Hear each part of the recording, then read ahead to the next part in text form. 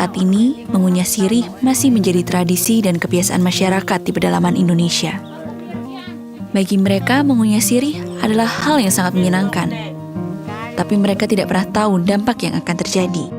Seringnya mengonsumsi sirih dapat menimbulkan berbagai penyakit, seperti kanker mulut, paru-paru, hati, dan perut.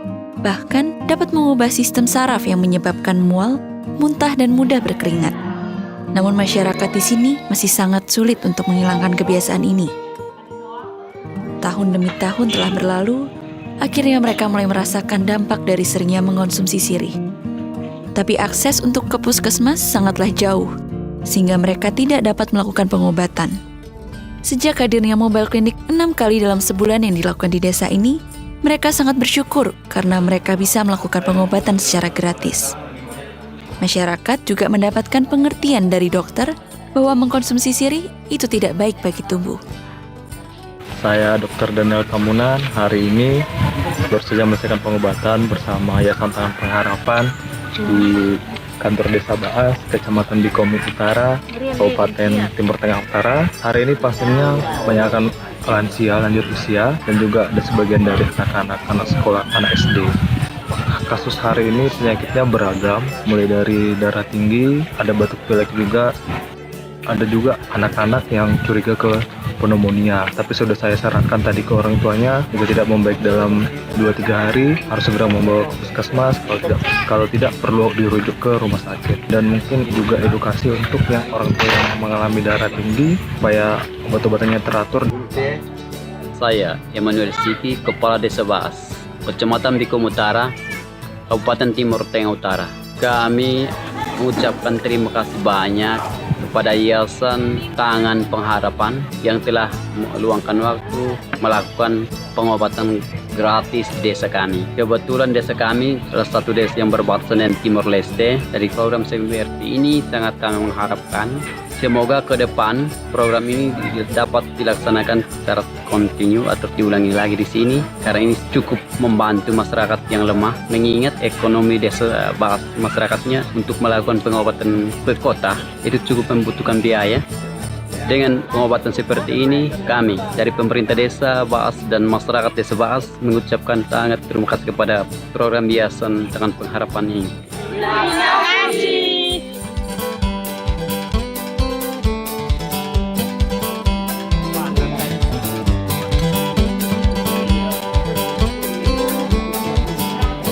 Terima kasih kepada para donatur yang telah setia mendukung berjalannya program mobile klinik 6 kali dalam sebulan bagi masyarakat yang ada di Pulau Timor. Bersama, kita membantu mereka untuk memiliki hidup yang lebih baik. Helping people live a better life. Nama saya Friendly Delano Oge, asal saya dari Jayapura. Saya mengajar di sini, saya merasa bahwa ini suatu panggilan yang harus saya jalani. Waktu saya pertama di sini, saya mengajar, saya waktu itu jadi seorang guru pendamping. Waktu saya pendamping kelas, waktu itu guru yang mengajar di kelas, saya lihat dia mengajarnya anak-anak ini taat. Tapi waktu saya coba menjalaninya, ternyata memang butuh proses untuk menjadikan mereka taat. Memang itu butuh suatu tindakan yang cukup kuat untuk bisa mengubah karakter mereka yang memang berbeda dengan yang lain. Anak-anaknya dari lingkungan sudah memang keras, yang harus di sini kita coba untuk mengajar mereka menjadi lebih baik. Kalau mengajar anak-anak, mungkin kita mau memahamkan mereka agak susah, jadi saya rasa suatu tantangan baru sih bagi saya. Ya, saya juga cuma untuk memajukan daerah saya, soalnya saya akhir-akhir ini merasa bahwa kami cukup tertinggal dalam bidang pendidikan. Jadi mungkin kalau bisa untuk merubah itu, harus mencoba saya juga tergerak dalam dunia pendidikan untuk merubah kehidupan. Hari ini saya akan berkunjung ke rumah salah satu anak murid yang bernama Yulince Wenggai. Keluarga Yulince sangat baik, bahkan kedua orang tuanya sangat senang ketika kami datang ke rumah untuk belajar bersama Yulince. Apa saja yang Yulince lakukan di sana? Selama itu dia sering belajar, sering main, kadang juga kalau selesai main langsung istirahat. Dengan program belajar dari rumah ke rumah yang dilakukan oleh Tangan Pengharapan, Yulince awal masuk sekolah belum bisa menulis, tetapi setelah hampir 1 tahun belajar sambil bermain di bawah bimbingan Tangan Pengharapan, Yulince sudah bisa menulis. Yulince seringkali kurang fokus ketika guru mengajar, tetapi sekarang sudah ada perubahan ketika belajar. Yulince sudah bisa fokus ke guru. COVID-19 atau Corona di Kota Sorong membuat banyak sekolah akhirnya merumahkan siswa-siswanya. Hal ini pun dirasakan oleh sekolah kami. Tetapi kami sangat senang walaupun ada larangan untuk menjaga jarak.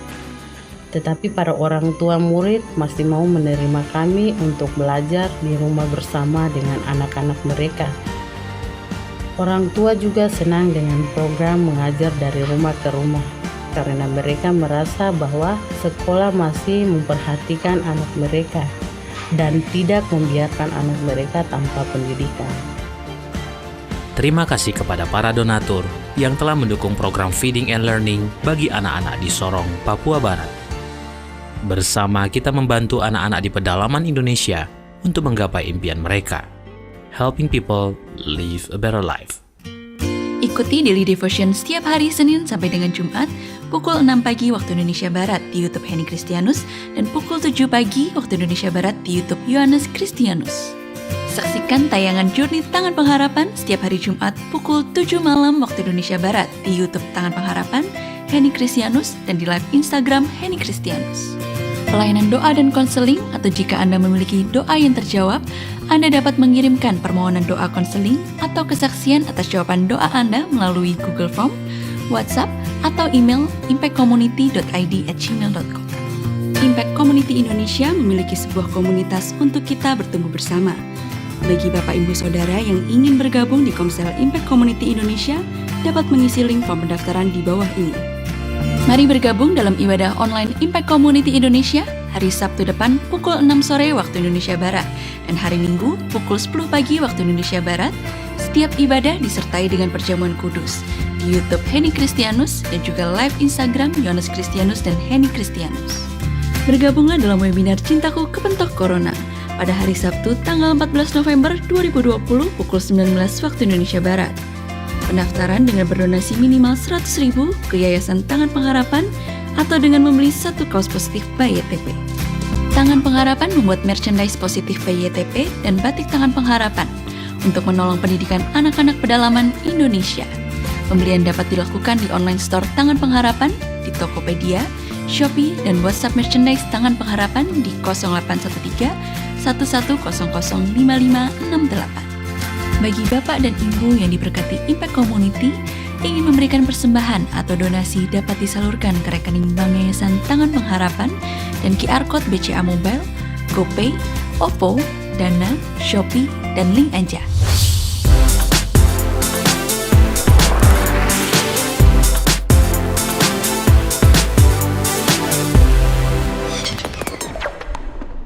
Halo, apa kabar? Salam damai sejahtera bagi kita semua. Bagi Anda yang sudah bergabung dalam ibadah online bersama Impact Community Indonesia, boleh kasih nama dan asal saudara dari mana? Sebelum ibadah ini dimulai, kita akan menyaksikan bersama-sama video update dari Peduli Sesama berikut ini. Suami saya udah pensiun dari Transjakarta, jadi kita numpang makan dari anak lah gitu. Uang pencarian suami nol sama sekali. Ini corona udah sampai mau hampir 9 bulan kan. Mulai Januari, Februari, Maret. Jadi kita itu di sini ya maklum lah Pak ya. Kita ini orang susah. Makanya kita tinggal di tanah sengketa. Hampir 9 bulan sudah cukup ngeri. Ya begitulah di rumah. Tadinya kita dagang. Tapi kita berhubung begini, bagaimana? Pergi juga kita, ya gak dapat duit. Kalau sesudah saat corona ini, lebih perhatikan lagi dari sebelumnya. Untuk jualan sangat banyak hambatannya. Karena apa? Kalaupun kita niat usaha, menawarkan sesuatu apa? Kita tawarkan ke teman, sudah tidak punya duit. sudah sangat-sangat susah untuk diterima teman. Karena apa? Uangnya tidak ada lagi. Untuk beli beras seliter 2 liter itu kalau udah bisa, udah sanggup, udah bersyukur. Gitulah keadaannya sudah COVID.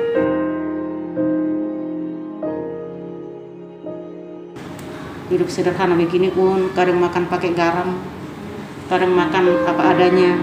Kita mesti bersyukur, Pak. Itulah keadaan di KBS ini. Saya dagang minuman di terminal. Ya sejak itu Januari, Februari, Maret itu langsung nggak bisa masuk bisa sama sekali kan. Ngeri. Kita dagang cuman nungguin gitu, nggak laku, nggak ada orang. Mau mana? Anak dari PHK di rumah sekarang. Ya begitu. Ya kalau ada sembako, ya itu ya. Memang ngeri, Pak. Makanya kalau saya cerita bisa saya menangis karena saking ngerinya hidup ini. Karena anak kita pun kerjanya seperti kayak di busway. Ya namanya lah UMR kan. Buat dia sendiri pun kalau itu udah sanggup untuk 1 bulan, kita bersyukur banget sama Tuhan. Kita ngarapin dari anak, sementara anak kita pun sudah punya anak, sudah punya keluarga. Gimana, Pak? Terkadang kita berdoa tengah malam, nangis kita, Pak. Nangis. Kita lihat anak kita, Mak, ongkos saya besok nggak ada. Mak, bagi saya duit, buat kerja bensin nggak ada. Ya ampun Tuhan, kasihani kami ini. Berikan cara Tuhan untuk apa yang selaku ibu. Benar, kita selaku orang tua tidak sanggup melihat keadaan anak yang serba kekurangan. Kesulitan membawa kita untuk lebih bersyukur. Bersyukur menjalani hidup ini meski dalam masa yang tidak baik. Menyerah dengan keadaan justru bukan menjadi suatu pilihan. Seperti mentari di pagi hari, yakinlah akan selalu ada kesempatan baru untuk kita menjalani hidup yang lebih baik. Tim Peduli Sesama Tangan Pengharapan terus bergerak berbagi kepada masyarakat yang membutuhkan pertolongan.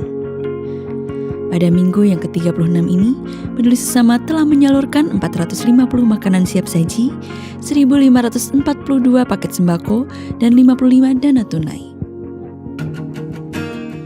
Total keseluruhan bantuan yang telah diberikan sebanyak 4.172 APD yang disalurkan ke rumah sakit dan puskesmas, 11.283 paket makanan siap saji beserta sarung, lotion anti nyamuk dan masker, 26.234 paket sembako, dan bantuan dana tunai kepada 1.448 kepala keluarga yang membutuhkan. Peduli Sesama Tangan Pengharapan telah menjangkau 111 titik lokasi yang tersebar di seluruh pedalaman Indonesia, seperti Nias, Sumatera Utara, Mentawai, Pekanbaru, Bengkulu, Lampung, Kalimantan Barat, Kalimantan Tengah dan Timur, Jakarta, Bogor, Bekasi, Tangerang, Jawa Barat, Jawa Tengah dan Yogyakarta, Jawa Timur, Sumba, Timur NTT, Loji Sulawesi Tengah, Maluku Utara, Papua Barat, dan Papua. Bagi Bapak Ibu Saudara yang ingin ikut serta membantu dan memberikan donasi Peduli Sesama, dapat mengirimkan melalui rekening BCA, BNI, BRI, Mandiri, PayPal, dan juga QR Code pembayaran elektronik lainnya atas nama Yayasan Tangan Pengharapan dengan mencantumkan keterangan transfer Peduli Sesama. Dan mohon kirimkan bukti transfer ke call center kami melalui nomor WA 0811 977 7745. Cobaan adalah anugerah, karena di saat itulah Tuhan sedang menunjukkan karyanya di dalam hidup kita. Tetap semangat jalani hidup ini, jangan menyerah dan jangan berputus asa. Terima kasih kepada para donatur yang membantu mereka yang membutuhkan melalui pertolongan Yayasan Tangan Pengharapan. Helping people live a better life. Setulus hati mengucapkan terima kasih atas uluran kasih Anda bagi mereka yang membutuhkan. Kami sangat bersyukur oleh karena anugerah Tuhan di minggu ke-36 Yayasan Tangan Pengharapan secara konsisten masih terus menolong masyarakat yang membutuhkan di masa COVID-19. Anda tahu Anda dapat mendukung pelayanan Yayasan Tangan Pengharapan dengan membeli merchandise, yaitu kaos-kaos Positif by YTP. Anda bisa follow Instagramnya Positif by YTP. Saya ingin memperkenalkan kaos terbaru dengan tulisan With Great Power Comes Great Responsibility. Dengan kepercayaan yang besar, datang tanggung jawab yang besar. Dress yang saya kenakan ini juga bertuliskan yang sama dan juga ada beberapa warna lain lagi. Dan juga ada batik tangan pengharapan seperti yang kenakan hari ini. Anda bisa follow batik tangan pengharapan di IG. Dan ada kaos-kaos baru, ini kaos premium, halusnya luar biasa. Ini berbeda dengan yang biasanya. Bertuliskan Born to Soar dan juga Be Strong. Anda tahu bahwa semua keuntungan dari penjualan merchandise Yayasan Tangan Pengharapan adalah untuk membantu memberi makan dan pendidikan bagi 5.000 anak di Indonesia. Ada buku terbaru dari Paulus Bambang WS berjudul Life is Harmony, di mana Anda dapat mendapatkan buku ini di Positif by YTP. Setiap penjualan dari buku ini 100% keuntungannya untuk mendukung pelayanan Yayasan Tangan Pengharapan di Nusa Tenggara Timur, dan juga untuk pembelian 2 kaos Positif by YTP dalam minggu ini, Anda akan mendapatkan gratis 1 DVD Michelle Liu featuring Edward Chen. Mari persiapkan hati kita untuk memberikan yang terbaik bagi Tuhan. Mari menyembah Tuhan bersama-sama. Saya percaya firman Tuhan hari ini akan menjadi berkat bagi kita semua. Enjoy the service. Selamat hari Minggu. Minggu yang baru. Satu hal yang saya belajar bahwa Roh Kudus dikatakan dia adalah penolong. Kalau sampai penolong itu dikirim artinya kita ini butuh ditolong. Bahwa kita terbatas tanpa pertolongan Roh Kudus. Dia penghibur, artinya kita butuh dihibur, kita butuh sukacita. Kalau kita bersama dengan Roh Kudus, kita berlimpah dengan sukacita.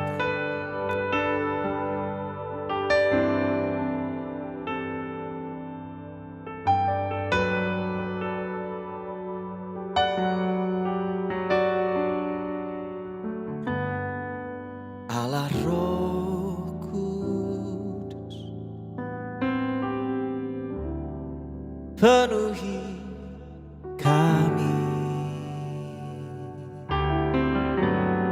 Ku rindu Kau selalu dalam hidupku. Allah Roh Kudus, ubah hatiku, pulihkanku, jamahlah, ku rindu hadiratmu, ku sembah kudus, kudus, kuduslah Tuhan, dan ku sanjung Kau mulia, mulia bagimu Tuhan. Buka hati yang bersama saya.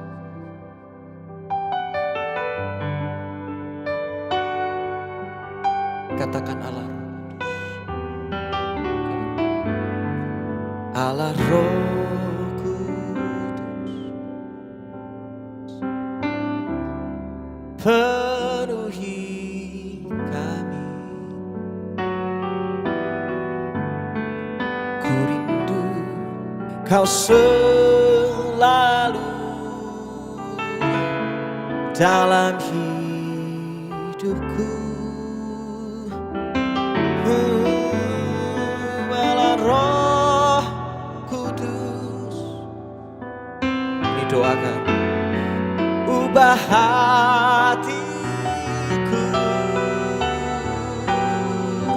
celikanku, jamahlah, ku rindu hadiratmu.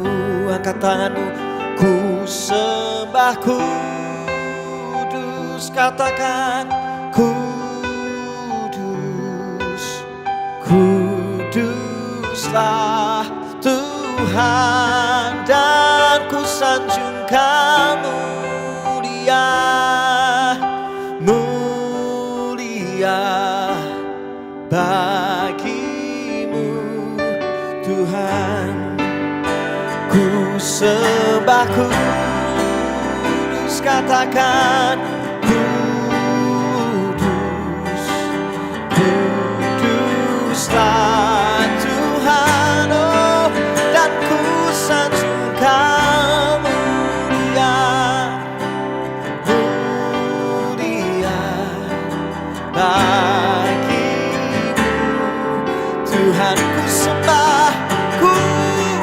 Sembah kudus, oh kudus, katakan kuduslah Tuhan, dan ku sanjung Kau mulia, mulia bagimu Tuhan. Sampai keyboard terus main aja. Beberapa waktu terakhir ini ada satu hal yang gak mudah yang saya alami. Apa yang saya bangun melalui sekolah yang saya bangun rasanya seperti luluh lantak gitu. Kayak lagi bangun sebentar, gedung yang harus kami pakai tiba-tiba gak bisa dipakai. Saya tahu itu kondisi yang gak mudah. Karena satu dan dua hal. Semua tim mau gak mau harus saya rumahkan. Karena mengingat kondisi juga memang lagi gak mudah. Awalnya saya gak tahu. Tapi sampai suatu kali ketika saya doa, tiba-tiba Roh Kudus ngomong, selama ini hatimu itu gak sesuai, gak sepakat dengan yang aku mau. Kalau kamu mau lakukan, kamu running sekolah itu, lakukan dari hati yang gak ada kepentingan apapun juga. Letakkan semua kepentinganmu, letakkan semua pemikiranmu, skenariomu tentang masa depanmu. Izinkan aku yang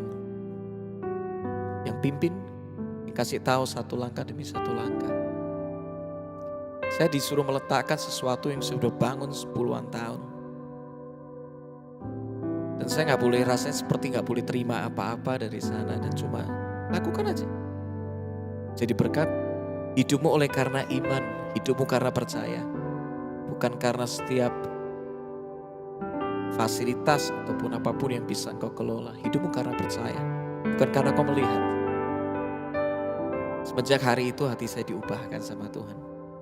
Saya sempat ngomong sama istri yang, kau mau letakkan semua udah deh. Awalnya aku mikir ini bakal jadi sesuatu yang kita bisa bangun dan mungkin baik buat masa depan kita. Tapi Tuhan ngomong letakkan aja. Yang luar biasa gini, ketika saya benar-benar menyerahkan ini dan saya gak tahu ke depan harus gimana, gak tahu. Tiba-tiba ada orang-orang yang Tuhan datangkan dan mereka willing untuk support gitu tanpa saya perlu minta sampai gimana. Ada satu yang support untuk mikirin planningnya dengan detail. Ada satu yang mikirin dari sisi marketing. Ada satu yang mikirin dari sisi gimana nanti ke depan untuk bisa memberkati dan bisa juga ada sisi finansial yang bisa dikelola. Ada lagi yang support di area-area yang lain saya gak pernah pikirkan. Begitu indah satu demi satu seperti ada puzzle yang Tuhan temukan. Dan saya mau katakan ini orang-orang yang selama ini saya cari, saya butuhkan. Yang gak pernah kepikir. Dari perencanaan ini tiba-tiba satu persatu langkah ditata kembali. Dan mereka orang-orang yang bersemangat untuk support.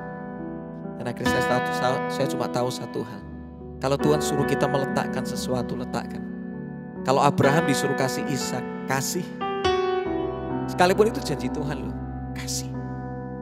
Ketika Abraham itu taat, berani menyerahkan Ishak, kita lihat ternyata Tuhan gak mau Ishak mati.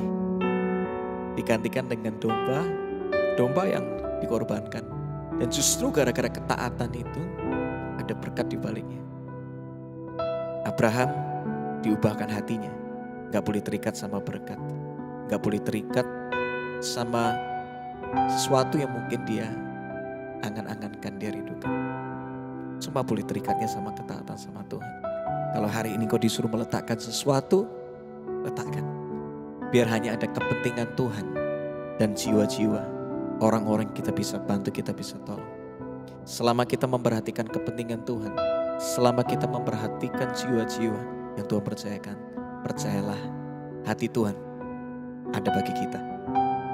Dia gak rindu kita jatuh, gak. Dia rindu kita bangkit dan semua rencana digenapi. Ambil waktu saat ini. Ambil waktu saat ini.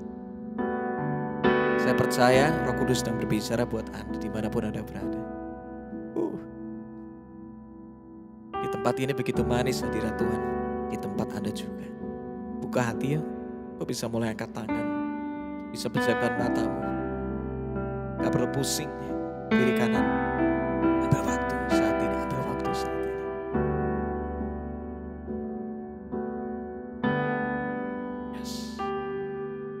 Kudus, berbicaralah, bekerjalah, sampaikan hatimu bagi kami. Yes. Yes. Yes.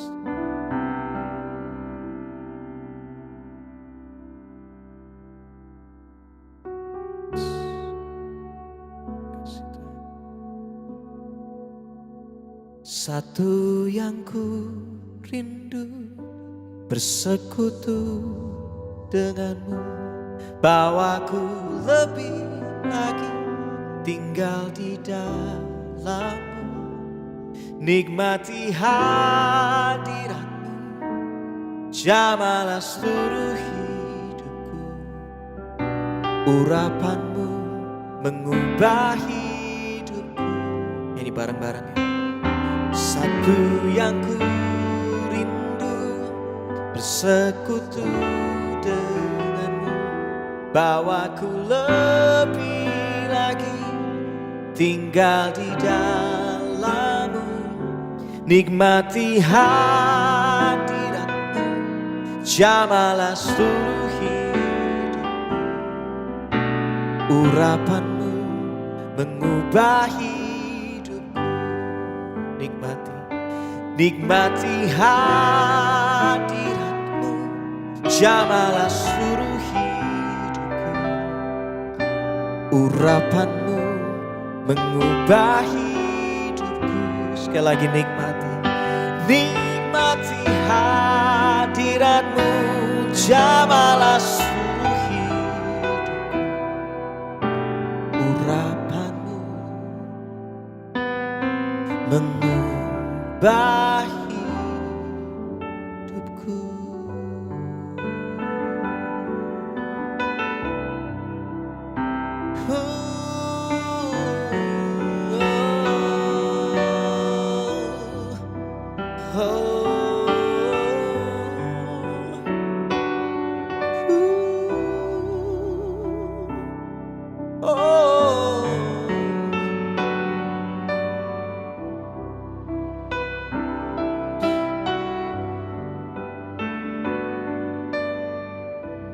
Bapa di surga, kami bersyukur lewat hadirat-Mu boleh memulihkan keadaan kami, menyembuhkan yang sakit, menguatkan yang lemah, memberi harapan buat kami yang putus pengharapan, memberikan berkat buat kami yang membutuhkan. Hadirat-Mu juga sanggup mengubahkan kehidupan kami. Kami juga bersyukur untuk penyertaan-Mu selama minggu ini, di mana kami boleh menikmati anugerah-Mu dalam pekerjaan, rumah tangga, di dalam pelayanan, di dalam relationship kami. Tuhan juga boleh menyertai kami dalam kesehatan. Saat dan waktu yang kami mengizinkan Kau bicara secara khusus buat kami. Biar melalui firman-Mu kami boleh mendapatkan dari sudut pandang kacamata-Mu untuk melihat betapa kaya, betapa dahsyat ya, betapa lebarnya hikmat-Mu di dalam menghadapi segala persoalan. Engkau sanggup mengatasinya. Dan Tuhan bicara secara khusus setiap kami, biar melalui firman-Mu kami diberikan kekuatan dan kemenangan. Saat ini kami bersama-sama bersatu hati buat pokok doa yang telah masuk dalam Impact Community Indonesia. Kami berdoa buat kelancaran perintisan usaha, pengeboran air di Sumba di dalam nama Yesus. Bagimu tidak ada mustahil. Kami juga berdoa buat kesembuhan dari penyakit lupus, kanker, tiroid, miom, kista, asam urat, kolesterol, darah tinggi, stroke. Dalam nama Yesus kami katakan segala penyakit pergi dan keluar. Sebab tubuh umat-Mu sudah milik Kristus, di mana Roh Allah tinggal di dalamnya. Itu sebabnya kami katakan segala sakit penyakit kau pergi, kau gak punya tempat.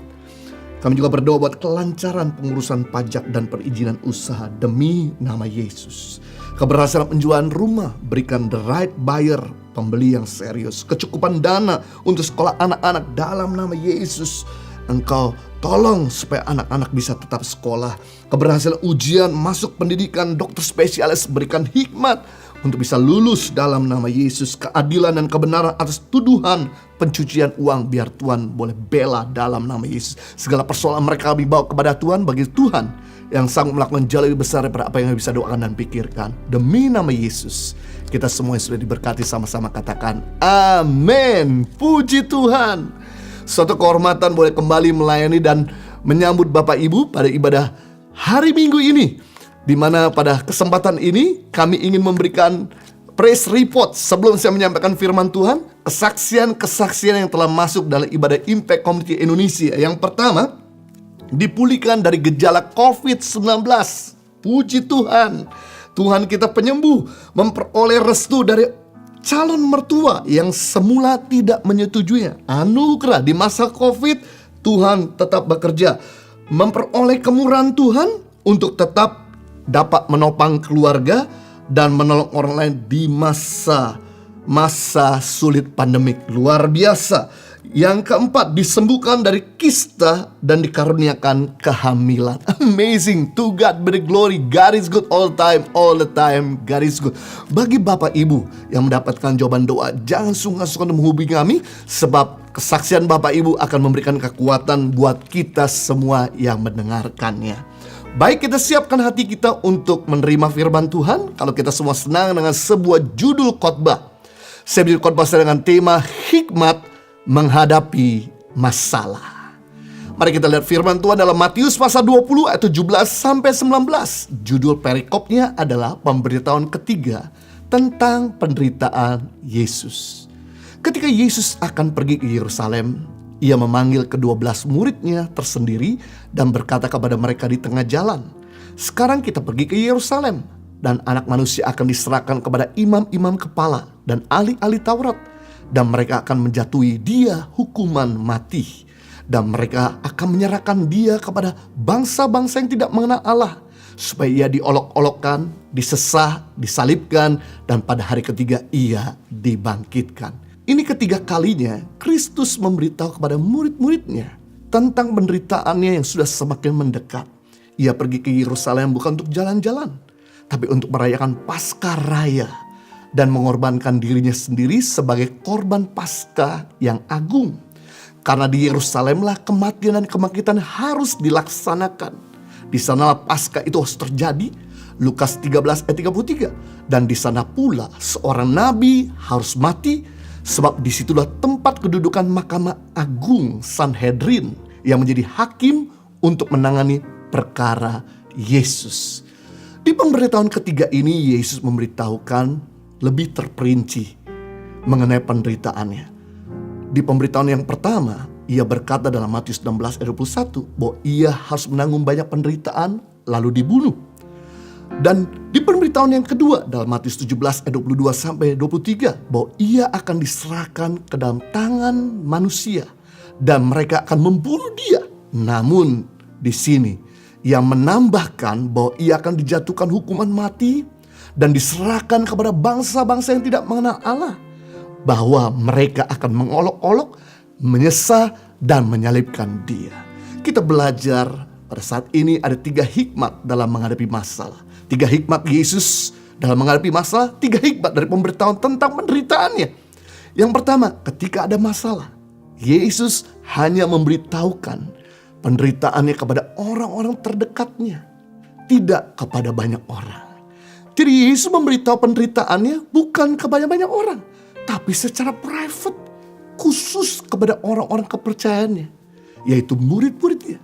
Kalau Yesus menceritakan penderitaannya kepada banyak orang lewat pengajarannya atau sharingnya, orang banyak tersebut akan menyerang para imam dan orang-orang membunuhnya, sehingga rencana Bapa bisa batal untuk menebus manusia.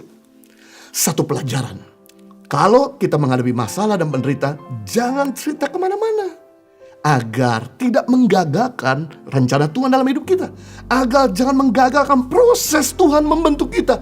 Cukup ceritakan masalah kita kepada Tuhan dan kepada orang-orang yang paling dekat dengan kita. Itu sebabnya pada waktu ada masalah dalam hubungan suami istri, tolong jangan cerita kepada orang tuamu atau anak-anakmu. Takutnya masalah Anda sudah beres, orang tuamu atau anakmu masih menyimpan luka dengan pasanganmu. Coba selesaikan dulu secara pribadi, secara 4 mata. Kalau masih belum selesai, coba ajak orang tengah, orang yang netral, pemimpin rohanimu untuk mendamaikan, menyelesaikan masalah rumah tanggamu, sehingga masalah ini tidak makin melebar. Kalau Anda ada masalah dengan temanmu, jangan ceritakan keburukan temanmu kepada orang lain, supaya orang jangan cap orang itu adalah orang yang buruk. Atau orang cap Anda adalah orang buruk yang suruh ceritakan kemana-mana. Tapi bereskan dahulu di bawah 4 mata. Kalau belum beres, barulah panggil orang netral. Seperti pemimpin kelompok sel Anda, mentor Anda, untuk diselesaikan secara damai.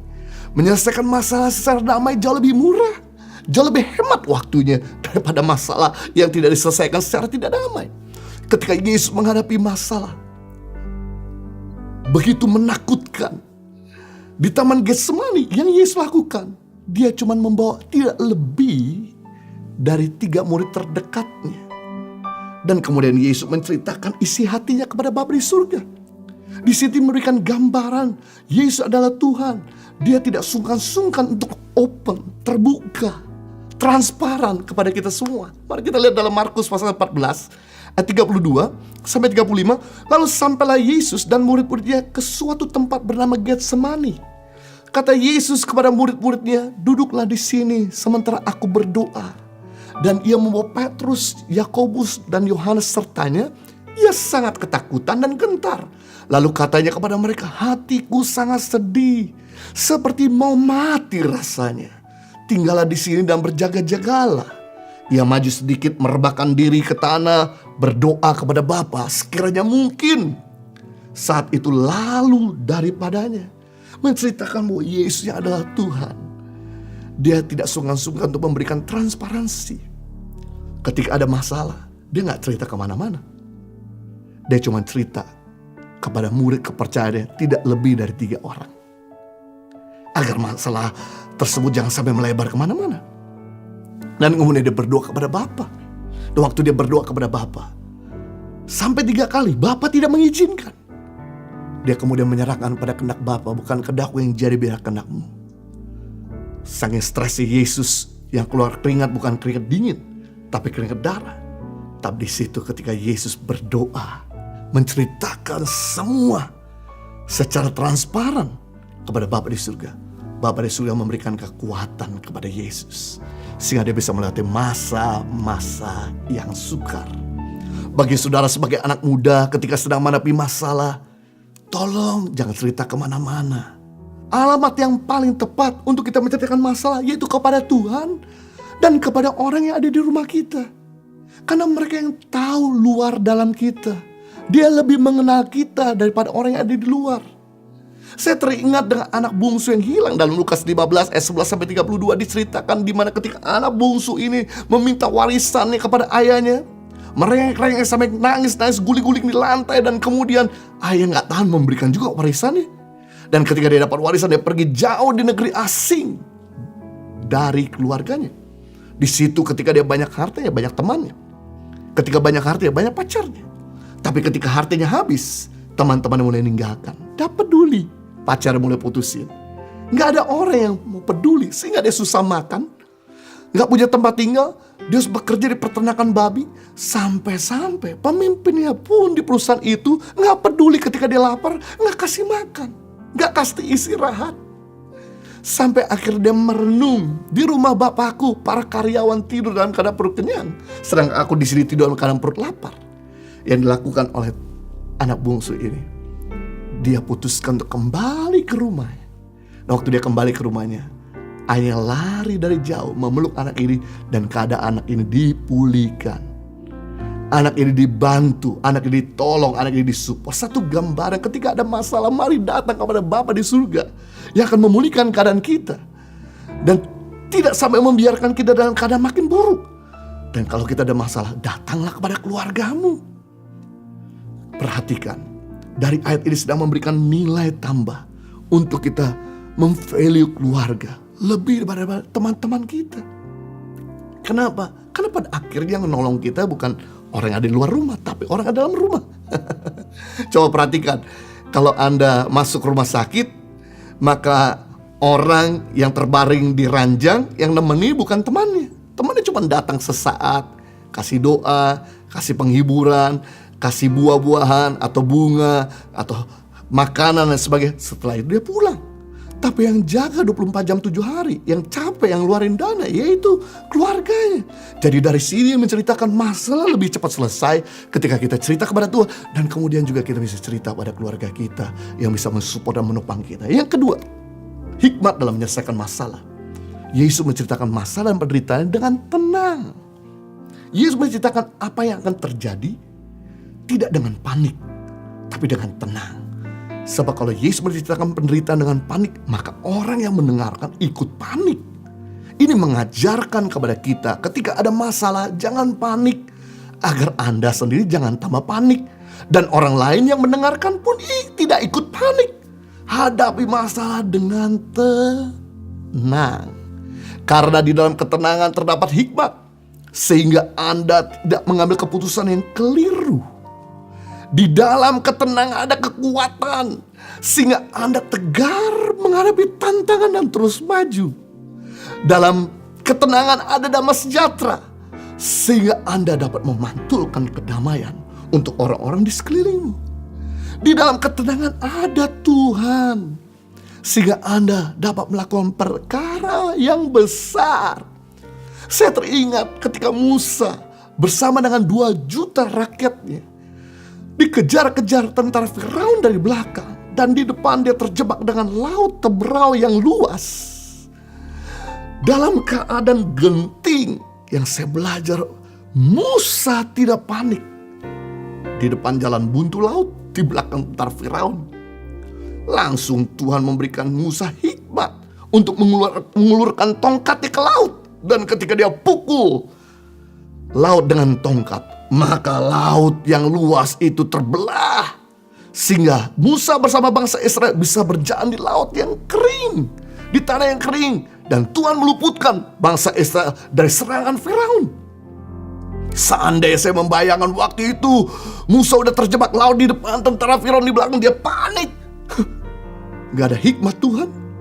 Maka yang terjadi, Musa bersama 2 juta bangsa Israel mati dibunuh oleh tentara Firaun. Perjalanan berikutnya setelah 3 hari melewati mujizat laut dibelah, bangsa Israel di padang gurun tidak menemukan air, kehausan. Dan ketika sampai di Marah, di dalam Keluaran 15 ayat 22 sampai 27, bangsa Israel menemukan sumur. Dan ketika mereka minum dari sumur itu, ternyata airnya pahit, gak bisa diminum. Bangsa Israel marah, ngamuk-ngamuk sama Musa. Tapi yang saya belajar dari Musa coba tenang, tidak balas dengan marah dan ngamuk-ngamuk. Dan kemudian apa yang terjadi? Tuhan berbicara dan berkata, lihatlah ada di bawah. Dan ketika Musa melihat ke bawah, dia melihat ada sebatang kayu. Dan Tuhan katakan, lemparkanlah kayu tersebut ke sumur yang pahit. Dan sumur itu akan jadi air yang bisa diminum. Dan kemudian Musa melemparkan kayu tersebut ke dalam sumur tersebut, dan sumur yang airnya pahit menjadi air yang bisa diminum. Saya gak bisa bayangkan waktu itu seandainya bangsa Israel sudah dibantu, sudah ditolong, sudah dikeluarkan dari perbudakan oleh Musa, sudah melihat banyak mujizat yang Musa telah lakukan bersama dengan Tuhan, dan kemudian Musa ikut marah-marah. Hari itu Musa bersama bangsa Israel tidak menemukan jalan keluar. Mereka tidak akan menerima mujizat Tuhan, dan mereka semua akan mati kekeringan di padang gurun. Satu gambaran, perlu ada ketenangan. Dalam masa-masa pandemik ini, kita jangan panik, jangan marah-marah, jangan broadcast message-message ataupun berita-berita yang membuat panas tegang orang lain. Yang kita perlu lakukan, coba menenangkan diri. Ini waktunya untuk kita mencari wajah Tuhan, mencari hikmat Tuhan. Saya juga teringat ketika saya mendarat di kota Jakarta, habis pelayanan di luar kota, saya dijemput sama supir saya. Dan perjalanan dari airport menuju ke rumah, di tol, supir saya gak sengaja dinabrak mobil orang. Dan kemudian pemilik mobil tersebut keluar dari pintu belakang, karena rupanya dia disupir orang supirnya juga. Dan kemudian supir saya turun. Dan ketika supir saya turun, dan kemudian orang itu melihat bahwa mobilnya penyok, sedangkan mobil saya yang menabrak tidak penyok, langsunglah pemilik mobil yang penyok itu yang ditabrak marah-marah sama supir saya.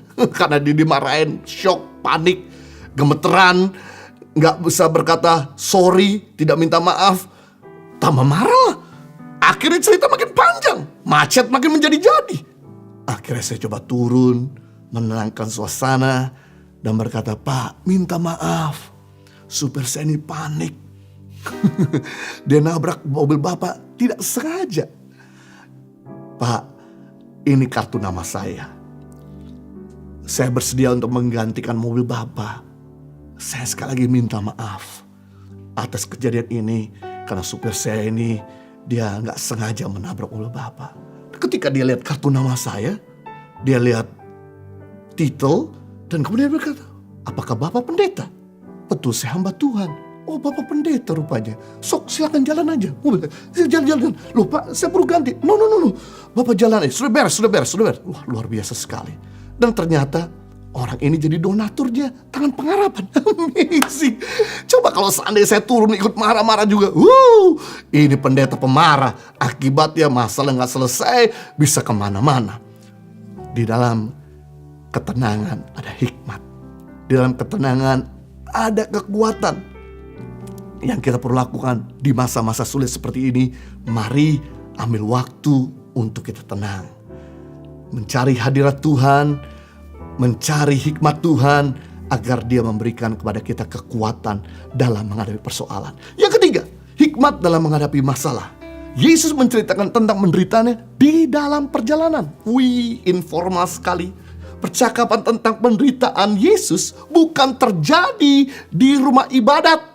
Bukan terjadi di rumah orang lain, melainkan di tengah jalan dalam Matius pasal 20 ayat 17. Sementara mereka dalam perjalanan dari Yeriko ke Yerusalem, Yesus ceritakan tentang penderitaan yang akan terjadi di Yerusalem. Ini mengajarkan pada kita, selama mengadakan perjalanan bersama dengan teman-teman, janganlah kaku, janganlah pasif, jangan tinggal diam saja. Supaya perjalanan kita ini dengan teman-teman ada insight, ada masukan, dan ada adding value, ada nilai tambah yang kita dapatkan. Jadilah orang yang pintar bangun hubungan dengan memakai setiap momen untuk sharing firman Tuhan agar menguatkan untuk hidup dalam kebenaran. Pakailah momen-momen dengan teman atau keluarga kita untuk menceritakan kesaksian hidup kita. Bagaimana kita menang terhadap persoalan. Karena itulah menginspirasi mereka yang mendengarkan. Pakailah momen-momen, waktu-waktu dengan teman atau keluarga untuk memberikan masukan yang berharga. Agar mereka bisa memperbaiki kelakuannya.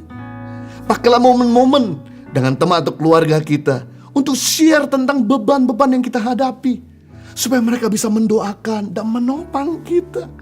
Pakailah momen-momen dengan teman atau keluarga kita untuk mendengarkan keluhan mereka, agar kita bisa juga membantu di masa-masa yang sulit.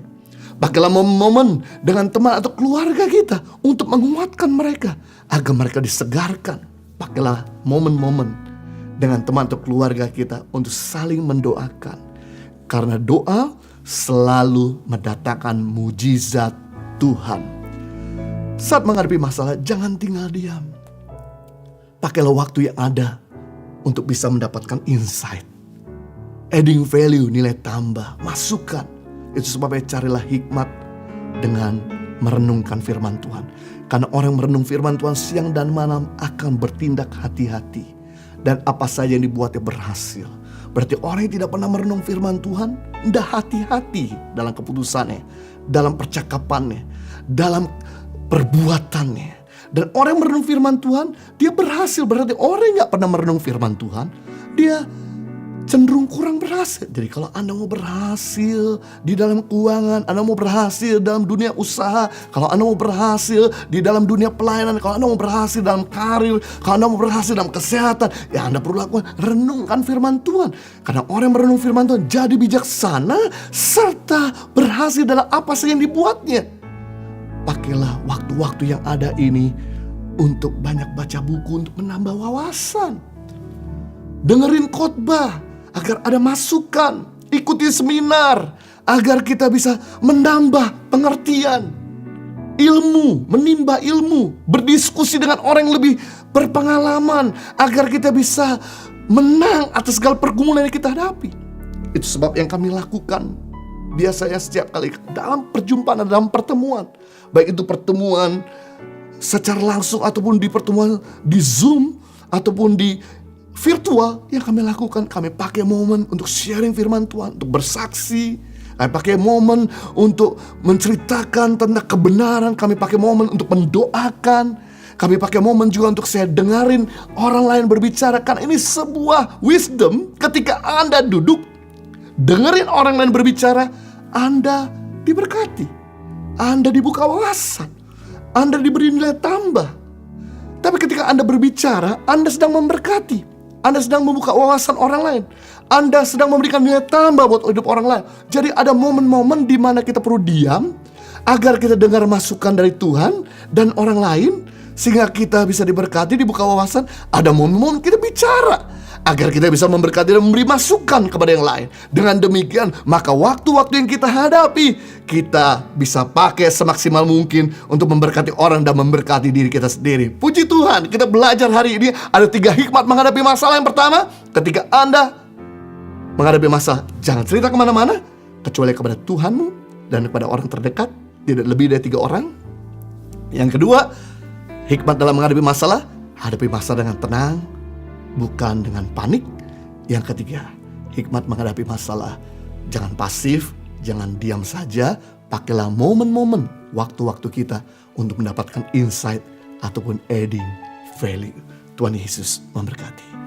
Bapa di surga, kami bersyukur untuk firman-Mu yang telah menginspirasi dan memberikan kekuatan kepada kami. Sehingga hari ini kami belajar bahwa suka tidak suka, masalah dan penderitaan tidak pernah kami undang, dia akan selalu datang. Tapi hari ini kita belajar bagaimana cara Yesus menghadapi masalah. Yang pertama, dia gak cerita kemana-mana, dia cukup cerita kepada Tuhan. Berikan pada kami terus kerinduan untuk mencari wajah-Mu, untuk terus bisa punya waktu dengan Tuhan. Karena orang yang meningkatkan spiritualitas, kedekatan dengan Tuhan, maka dia punya kekuatan mental, perilaku yang sehat, dan bahkan punya hikmat dalam menghadapi tantangan. Karena Tuhan sanggup untuk melakukan apa yang manusia tidak bisa lakukan. Dan kami pun tidak cerita kepada banyak orang. Kami cukup cerita kepada orang yang kami percaya. Tolong berikan orang-orang yang bisa mensupport, bisa memahami kami, dan bahkan mendoakan dan menopang kami. Dia tidak menceritakan tentang masalah kami kepada banyak orang, tapi justru dia bisa menjaga, mengcover, jadi brother keeper, sister keeper. Yang kedua, kami belajar hikmat dalam menghadapi masalah. Kami mau menghadapinya dengan tenang dan bukan panik. Berikan kepada kami kemampuan seperti Musa ketika menghadapi serangan dari belakang, serangan dari depan, serangan dari sekeliling. Dia tetap tenang. Di situ Tuhan berikan hikmat, di situ Tuhan bicara. Dan akhirnya masalah bisa terselesaikan. Karena dalam ketenangan ada kekuatan, ketenangan ada damaian. Yang ketiga, kami belajar hikmat menghadapi masalah, tidak pasif, tidak diam diri. Kami pakai setiap momen yang ada untuk mencari hikmat. Lewat firman-Mu, lewat hadirat-Mu, lewat bahkan masukan dari orang lain, lewat apapun teknologi yang ada, media sosial, supaya Tuhan bisa pakai segala situasi untuk bicara kepada kami. Dan kami bisa pakai momen ini juga untuk bicara kepada hidup orang lain dan memberkati yang lain. Dengan demikian, ketika kami melakukan ketiga hal ini, maka kami boleh berjalan from glory to glory, success to success, victory to victory. Demi nama Yesus, kita semua sudah diberkati. Sama-sama katakan, amin. Saya percaya Anda pasti telah diberkati oleh kebenaran firman Tuhan yang disampaikan oleh Pastor Yohanes Kristianus. Berdoa agar hikmat Tuhan selalu menolong setiap kita dalam menghadapi setiap masalah. Saya mengundang saudara untuk kembali bergabung dalam ibadah online bersama Impact Community Indonesia hari Sabtu depan tanggal 7 November jam 18 waktu Indonesia Barat, dan hari Minggu tanggal 8 November jam 10 pagi waktu Indonesia Barat. Ibadah minggu depan akan disertai dengan perjamuan kudus dan juga praise and worship akan dilayani oleh Fiona Vice. Bagi Anda yang jomblo dan bingung cari jodoh, banyak pertanyaan-pertanyaan yang masuk kepada saya, bertanya bahwa bagaimana kita mau cari jodoh lagi corona Kak Heni. Saya dan Christopher Tapeheru akan membantu Anda dengan memberikan insight dari firman Tuhan. Mari bergabung dalam webinar bersama kami tanggal 14 November jam 19 sampai dengan 21 waktu Indonesia Barat. Untuk mendaftar, Anda dapat menghubungi 0811 9777 745 dengan berdonasi minimal 100.000 kepada Yayasan Tangan Pengharapan, atau dengan membeli satu kaos dari Positif by YTP atau produk apa saja.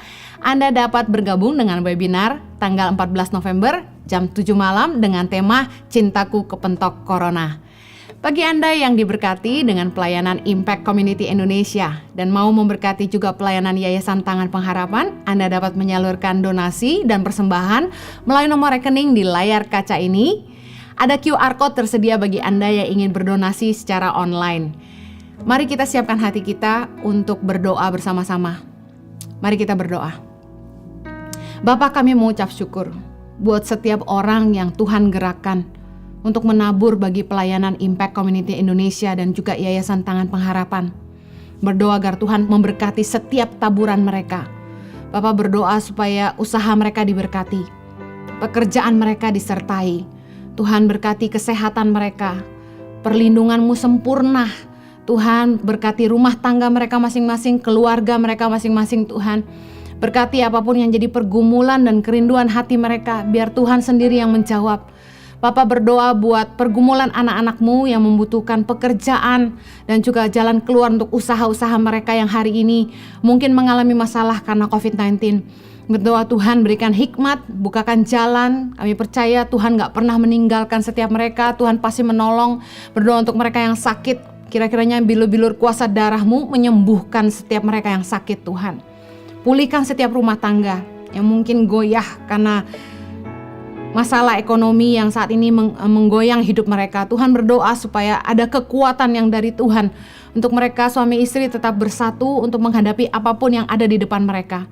Berkati anak-anak kami Tuhan, biar kiranya mereka terus hidup takut akan Tuhan. Biarlah mereka senantiasa memilih jalan-jalan kebenaran dalam hidup mereka. Kami menyerahkan seluruh hidup kami ke dalam tangan-Mu. Kami mempercayai Tuhan bahwa Engkau Tuhan yang hidup dan sanggup melakukan segala sesuatu. Mari kita persiapkan hati kita untuk menerima berkat Tuhan. Kiranya kasih karunia Tuhan tercurah berlimpah-limpah di dalam hidup-Mu. Sehingga apa saja yang kau rindukan dalam hati-Mu, Tuhan memberkati-Mu. Tuhan memberkati pekerjaan tangan-Mu dan menjadikan hidup-Mu berkat bagi banyak orang. Demi nama Yesus kami berdoa. Amen. Terima kasih telah bergabung bersama dengan Impact Community Indonesia. Have a blessed week. Stay safe. God bless you.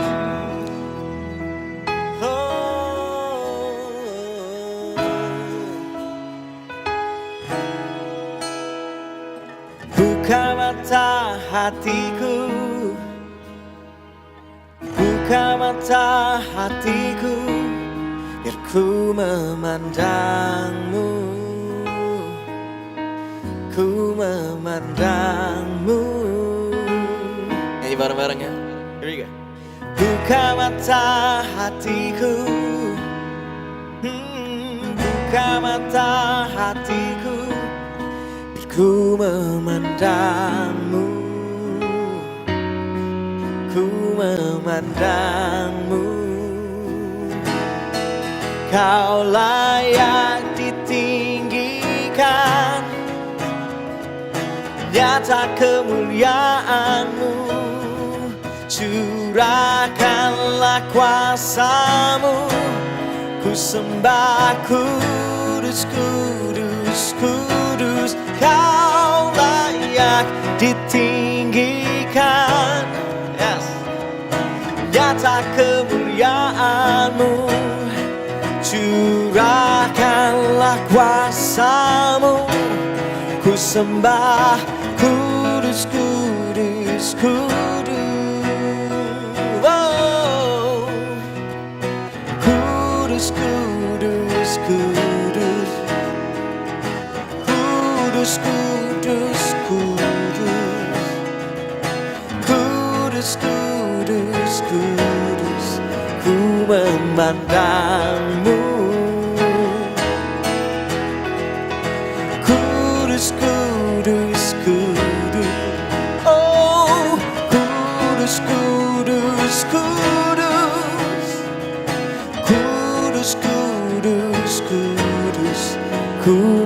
memandangmu. Katakan ku memandang. Ku memandangmu. Ku memandangmu. Ku memandangmu. Ku memandangmu. Suami saya udah pensiun dari Transjakarta, jadi kita numpang makan dari anak lah gitu. Uang pencaharian suami nol sama sekali. Ini corona udah sampai mau hampir 9 bulan kan. Mulai Januari, Februari, Maret. Jadi kita itu di sini ya maklum lah Pak ya. Kita ini orang susah. Makanya kita tinggal di tanah sengketa. Hampir 9 bulan sudah cukup ngeri. Ya begitulah di rumah. Tadinya kita dagang. Tapi kita berhubung begini bagaimana? Pergi juga kita ya gak dapat duit. Kalau sesudah saat corona ini lebih perhatikan lagi dari sebelumnya. Untuk jualan sangat banyak hambatannya. Karena apa? Kalaupun kita niat usaha menawarkan sesuatu apa? Kita tawarkan ke teman sudah tidak punya duit. Sudah sangat-sangat susah untuk diterima teman. Karena apa? Uangnya tidak ada lagi. Untuk beli beras seliter 2 liter itu kalau udah bisa, udah sanggup, udah bersyukur. Gitulah keadaannya sudah COVID.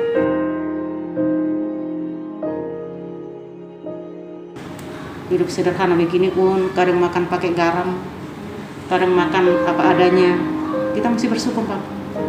Itulah keadaan di KBS ini. Saya Dagang minuman di terminal. Ya sejak itu Januari, Februari, Maret itu langsung nggak bisa masuk bisa sama sekali kan, ngeri. Kita dagang cuman nungguin gitu nggak laku, nggak ada orang. Mau mana? Anak dari PHK di rumah sekarang. Ya begitu. Ya kalau ada sembako, ya itu ya. Memang ngeri Pak, makanya kalau saya cerita bisa saya menangis karena saking ngerinya hidup ini. Karena anak kita pun kerjanya seperti kayak di busway, ya namanya lah UMR kan. Buat dia sendiri pun kalau itu udah sanggup untuk 1 bulan kita bersyukur banget sama Tuhan. Kita ngarapin dari anak, sementara anak kita pun sudah punya anak, sudah punya keluarga. Gimana Pak? Terkadang kita berdoa dengan malam, nangis kita Pak, nangis. Kita lihat anak kita mah, ongkos saya besok nggak ada. Nah, bagi saya duit, buat kerja bensin nggak ada. Ya ampun Tuhan, kasihani kami ini. Berikan cara Tuhan untuk apa yang selaku ibu. Benar, kita selaku orang tua tidak sanggup melihat keadaan anak yang serba kekurangan. Kesulitan membawa kita untuk lebih bersyukur. Bersyukur menjalani hidup ini meski dalam masa yang tidak baik. Menyerah dengan keadaan justru bukan menjadi suatu pilihan. Seperti mentari di pagi hari, yakinlah akan selalu ada kesempatan baru untuk kita menjalani hidup yang lebih baik. Tim Peduli Sesama Tangan Pengharapan terus bergerak berbagi kepada masyarakat yang membutuhkan pertolongan. Pada minggu yang ke-36 ini, Peduli Sesama telah menyalurkan 450 makanan siap saji, 1.542 paket sembako, dan 55 dana tunai. Total keseluruhan bantuan yang telah diberikan sebanyak 4.172 APD yang disalurkan ke rumah sakit dan puskesmas, 11.283 paket makanan siap saji beserta sarung, lotion anti nyamuk dan masker, 26.234 paket sembako, dan bantuan dana tunai kepada 1.448 kepala keluarga yang membutuhkan. Peduli Sesama Tangan Pengharapan telah menjangkau 111 titik lokasi yang tersebar di seluruh pedalaman Indonesia, seperti Nias, Sumatera Utara, Mentawai, Pekanbaru, Bengkulu, Lampung, Kalimantan Barat, Kalimantan Tengah dan Timur, Jakarta, Bogor, Bekasi, Tangerang, Jawa Barat, Jawa Tengah dan Yogyakarta, Jawa Timur, Sumba, Timur NTT, Loji Sulawesi Tengah, Maluku Utara, Papua Barat, dan Papua. Bagi Bapak Ibu Saudara yang ingin ikut serta membantu dan memberikan donasi peduli sesama, dapat mengirimkan melalui rekening BCA, BNI, BRI, Mandiri, PayPal, dan juga QR Code pembayaran elektronik lainnya atas nama Yayasan Tangan Pengharapan dengan mencantumkan keterangan transfer peduli sesama. Dan mohon kirimkan bukti transfer ke call center kami melalui nomor WA 0811 977 7745. Cobaan adalah anugerah, karena di saat itulah Tuhan sedang menunjukkan karyanya di dalam hidup kita. Tetap semangat jalani hidup ini, jangan menyerah dan jangan berputus asa. Terima kasih kepada para donatur yang membantu mereka yang membutuhkan melalui pertolongan Yayasan Tangan Pengharapan. Helping people live a better life.